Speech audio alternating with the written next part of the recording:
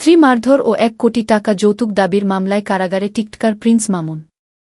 ১ কোটি টাকা যৌতুক দাবি এবং স্ত্রীকে মারধরের অভিযোগে দায়ের করা মামলায় গ্রেপ্তার কন্টেন্ট ক্রিয়েটর আব্দুল্লাহ আল মামুন ওরফে প্রিন্স মামুনকে কারাগারে পাঠানোর নির্দেশ দিয়েছেন আদালত।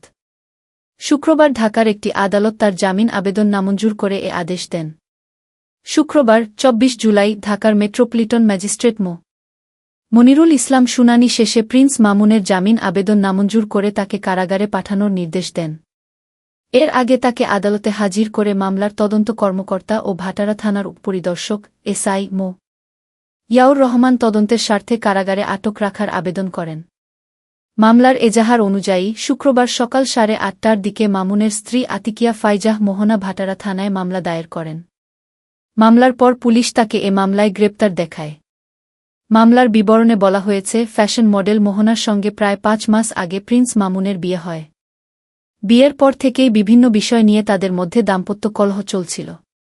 অভিযোগে বলা হয়, মামুন বিভিন্ন বয়স্ক নারীর সঙ্গে পরকীয়ায় জড়িত এবং মাদকাসক্ত। এসব বিষয়ে প্রশ্ন করলে তিনি মোহনাকে শারীরিকভাবে নির্যাতন করতেন। এজাহারে আরও উল্লেখ করা হয়, বিয়ের পর থেকেই দোকান দেওয়ার কথা বলে ১ কোটি টাকা যৌতুক দাবি করে আসছিলেন প্রিন্স মামুন। ওই অর্থ দিতে অস্বীকৃতি জানালে তিনি মোহনাকে শারীরিক ও মানসিকভাবে নির্যাতন করতেন। অভিযোগ অনুযায়ী বৃহস্পতিবার দিবাগত রাত 12:30টার দিকে ভাটারা থানার বসুন্ধরা আবাসিক এলাকায় মোহনাদের বাসায় নেশাগ্রস্ত অবস্থায় যান প্রিন্স মামুন।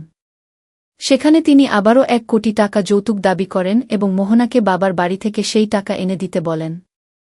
মোহনা এতে অস্বীকৃতি জানালে তাদের মধ্যে বাগ্বিতণ্ডা শুরু হয়। এক পর্যায়ে প্রিন্স মামুন তাকে অশ্লীল ভাষায় গালিগালাজ করে এলোপাতাড়ি কিলঘুষি ও লাথি মারেন বলে অভিযোগে উল্লেখ করা হয়েছে। এছাড়া তার গলা চেপে শ্বাসরোধ করে হত্যার চেষ্টাও করা হয় বলে এজাহারে দাবি করা হয়েছে। এ ঘটনায় মোহনার বাম চোখের নিচে রক্তাক্ত জখম, ডান কানে নীলাফুলা এবং শরীরের বিভিন্ন স্থানে আঘাতের চিহ্ন রয়েছে বলে মামলায় উল্লেখ করা হয়েছে। তবে এসব অভিযোগের বিষয়ে প্রিন্স মামুনের বক্তব্য তাৎক্ষণিকভাবে জানা যায়নি। আমাদের নিউজ দেখার জন্য ধন্যবাদ। এতক্ষণ আপনাদের সাথে ছিলাম আমি ফারজানা আক্তার অধরা।